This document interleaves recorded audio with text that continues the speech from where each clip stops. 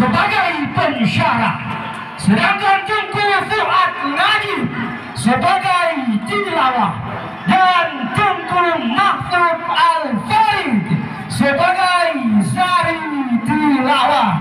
Kepada para peserta yang mewakilkan Dusun Jampara, waktu dan tempat kami persilahkan dengan segala hormat.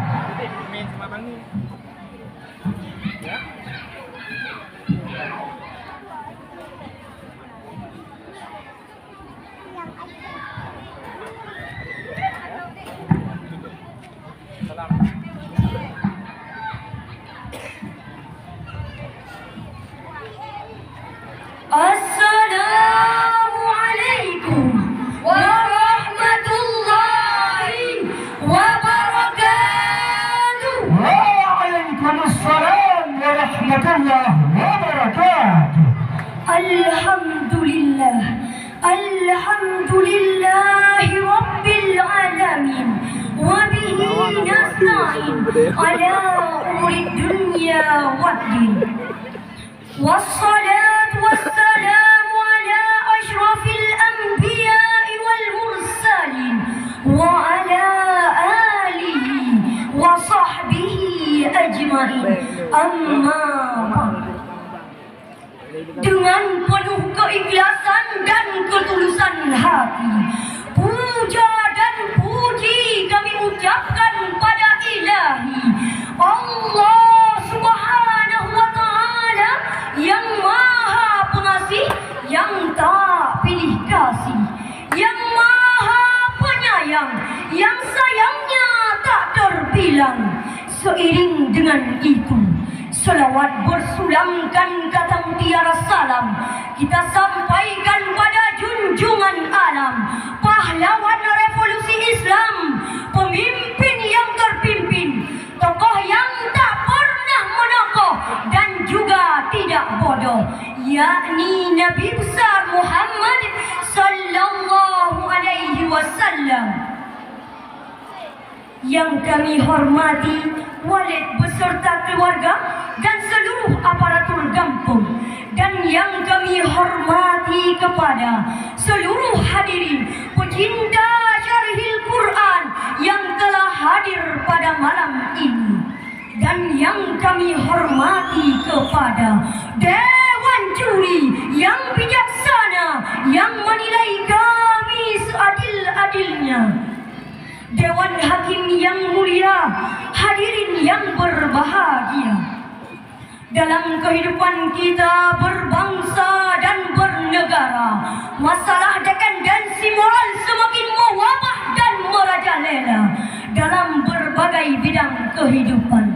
Kita perhatikan dalam bidang sosial, perjudian, perzinahan, pencurian, bahkan pembunuhan semakin merajalela.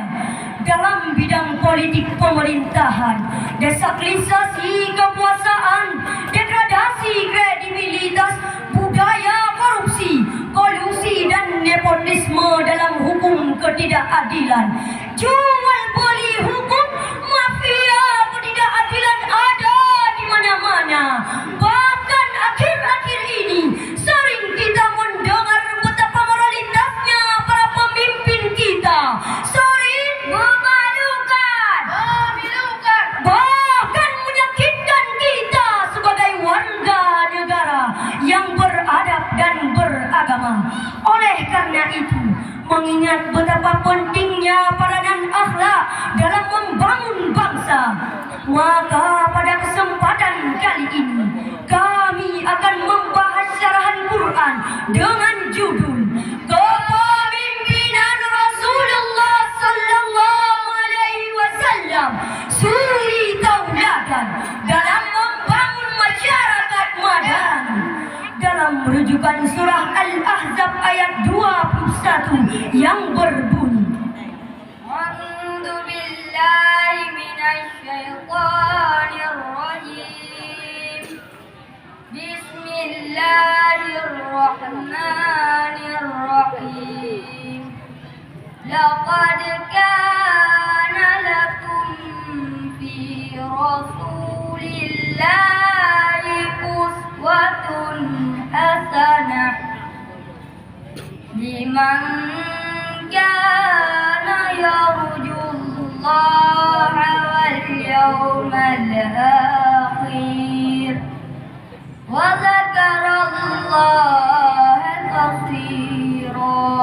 Yang artinya Aku berlindung kepada Allah dari godaan syaitan yang terkutuk dengan menyebut nama Allah yang Maha Pengasih lagi Maha Penyayang.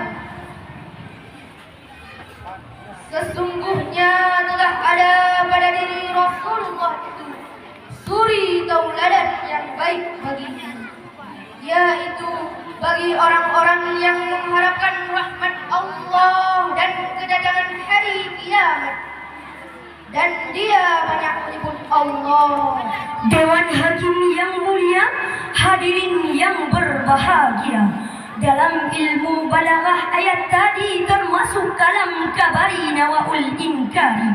Maksudnya ayat tadi menginformasikan kepada kita sekaligus menegaskan kepada kita sungguh-sungguh telah ada pada diri Rasulullah itu uswatun hasanah bagi kita. Kebesaran sifat Rasulullah yang selalu mengutamakan kepentingan rakyat dan mengutamakan akhlakul karimah pada akhirnya mampu merubah masyarakat biadab menjadi beradab, yang dulunya berseteru kini menjadi satu, yang dulunya menyembah berhala kini kembali menyembah Allah Subhanahu wa taala. Sejalan dan sejalin dengan isi kandungan ayat tadi, Sayyidina Aisyah radhiyallahu anha berkata, "Kana khalquhul Quran." Rasul is the walking of Quran. Akhlak Rasulullah ibarat Al-Quran yang berjalan. Dewan Hakim yang mulia, hadirin yang berbahagia, timbul pertanyaan, bagaimanakah akhlak para pemimpin bangsa kita? Sebagai jawabannya, alhamdulillah, di tanah air tercinta kita ini tidak sedikit para pemimpin kita yang mempunyai akhlak terpuji dan patut diteladani. Tidak sedikit para pemimpin berlapang dada bila dikritisi. Tidak sedikit para pemimpin berjiwa peduli terhadap nasib bangsa ini.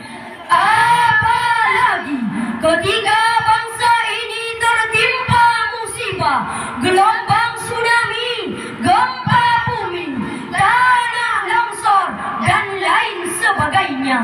Namun hadirin, apakah mungkin kita akan menutup mata persada Nusantara, sedangkan di tanah air Indonesia tercinta kita ini tengah dipertontonkan oleh kenyataan para pemimpin kita yang katanya berjuang atas nama rakyat tetapi tidak berorientasikan rakyat, karena masih banyak pejabat yang bejat, masih banyak politisi yang korupsi, masih banyak aparat yang tidak amanat dan bergelimang maksiat. Bagaimana mungkin reformasi teraplikasi sedangkan para pemimpin kita mengalami dependensi jati diri?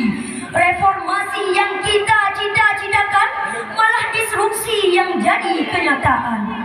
Dewan Hakim yang mulia, hadirin yang berbahagia, timbul pertanyaan, apakah yang harus dilakukan para pemimpin kita?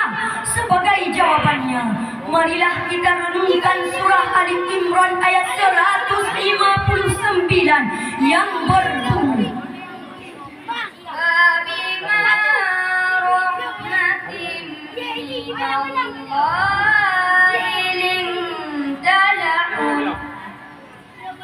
walau kunta faddan ghalidhal qalbi lam faddu min hawlik